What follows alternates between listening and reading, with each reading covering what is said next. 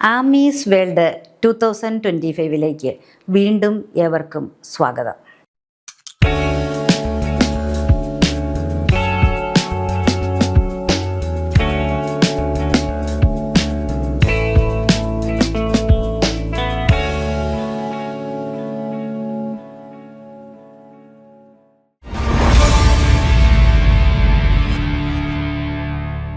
വൈക്കത്ത് കുറേ കാലങ്ങൾക്ക് ശേഷമാണ് കഴിഞ്ഞ തവണ അഷ്ടമിക്ക് പോയത്.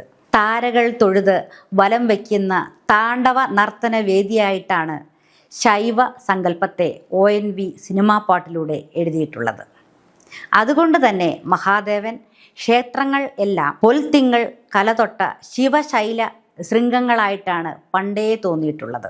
ബ്രഹ്മഹത്യാ പാപം ബാധിച്ച പരമശിവൻ തലയോട്ടിയുമായി ഭിക്ഷ എടുത്തുവെന്നും നിറഞ്ഞ ഭിക്ഷാപാത്രം ഇവിടെ വെക്കട്ടെ എന്ന് പാർവതിയോട് പറഞ്ഞു എന്നും വെക്കാം എന്ന് പറഞ്ഞത് വൈക്കമായി തീർന്നുവെന്നും ഒരു ഐതിഹ്യം കൊട്ടാരത്തിൽ ശങ്കുണ്ണി സ്ഥാനോൽപത്തിയെക്കുറിച്ച് ഐതിഹ്യമാലയിൽ എഴുതിയിട്ടുണ്ട്. പട്ടിയും പൂച്ചയും വഴി നടന്ന പാതകളിൽ അധസ്ഥിതനും അവർണനും വഴി നടക്കാനുള്ള അവകാശത്തിനായി ഐതിഹാസികമായ സമരങ്ങൾ നടന്ന ഭൂമിയാണ് വൈക്കം. മഹാത്മാഗാന്ധി മുതൽ മാധവൻ വരെയും നാരായണഗുരുവും അയ്യങ്കാളിയും പെരിയോരും വരെയും സമരത്തിൽ പങ്കാളികളായി.